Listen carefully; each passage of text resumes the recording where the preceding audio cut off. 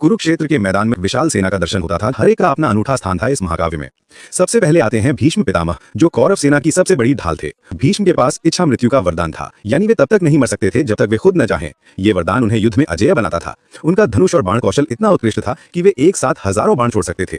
भीष्म पितामह कौरव सेना के प्रथम सेनापति थे और उनकी रणनीति इतनी गहरी थी कि पांडव भी उनसे घबराते थे।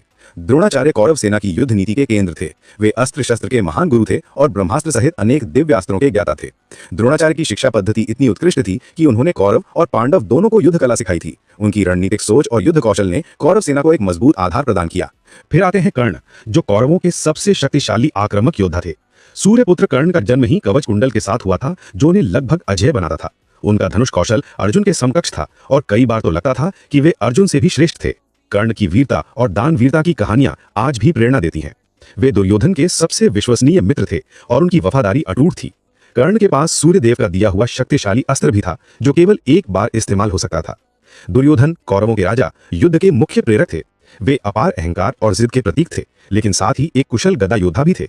उनकी गदा युद्ध में महारत भीम के समकक्ष थी। दुर्योधन की नेतृत्व क्षमता ने कौरव सेना को एकजुट रखा और उनकी महत्वाकांक्षा ने इस महायुद्ध की नींव रखी। वे एक जटिल व्यक्तित्व के धनी थे, जिनमें राजसी गुण और दोष दोनों मौजूद थे। कृपाचार्य एक संतुलित योद्धा थे, जो चिरंजीवी थे। उनका कौशल सभी प्रकार के अस्त्र शस्त्रों में समान था और वे एक धैर्यवान रणनीतिकार थे। शल्य ने मानसिक युद्ध की एक नई परिभाषा दी जब वे कर्ण के सारथी बने। उन्होंने कर्ण का मनोबल तोड़ने के लिए मानसिक युद्ध का सहारा लिया, जो युद्ध कला का एक अनूठा पहलू था। अश्वत्थामा द्रोणपुत्र उग्र स्वभाव के योद्धा थे, जिनके पास अमोघ मणि थी। वे युद्ध का सबसे भयावह अध्याय माने जाते हैं, क्योंकि उन्होंने रात्रि संहार किया था। उनका क्रोध इतना भयानक था कि वे क्रोध में सबसे खतरनाक योद्धा बन जाते थे। दुशासन पांडवों के प्रति घृणा का चेहरा थे और उनकी क्रूरता द्रौपदी के अपमान में स्पष्ट रूप से दिखी। जयद्रथ का अभिमन्यु की मृत्यु में महत्वपूर्ण योगदान था, जो अर्जुन के प्रतिशोध का कारण बना। उनके पास एक दिन के लिए पांडवों को रोकने का वरदान था। शकुनी सबसे बड़े षड्यंत्रकारी थे, जिन्होंने युद्ध का बीज बोया था। उनकी चालबाजी और छलकपट ने इस महायुद्ध की नींव रखी। कृतवर्मा की वफादारी अटूट थी और भूरिश्रवा सम्मानजनक युद्ध भावना के प्रतीक थे। लेकिन सबसे दिलचस्प व्यक्तित्व था विकर्ण का, जो कौरवों में धर्म की क्षीण आवाज का प्रतिनिधित्व करते थे। वे एकमात्र कौरव थे जिन्होंने द्रौपदी के अपमान का विरोध किया था, जो उनके नैतिक चरित्र को दर्शाता है।